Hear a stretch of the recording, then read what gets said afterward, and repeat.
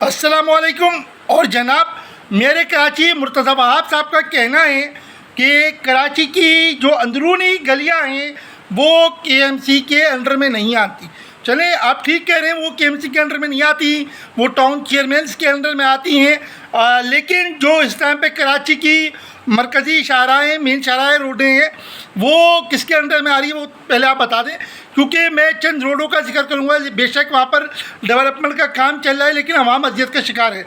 जिनमें से एक रोड तो वो है जो लंडी कोतल से डेंटल कॉलेज की तरफ जा रही। दूसरी रोड लंडी कोतल से ताहिर विला पे आ रही, जो मैं जिसकी वीडियो इस पर अटैच करूँगा।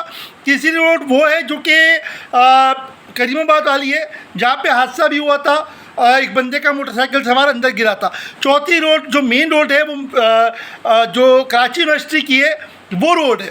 तो कहने का मतलब ये है कि भाई आप आवाम को उलझाएं नहीं, काम करें, और काम होना चाहिए। एहलियान कराची वैसे भी बहुत जो है वो डिप्रेशन और टेंशन का शिकार हो चुके हैं इन मसाइल की वजह से।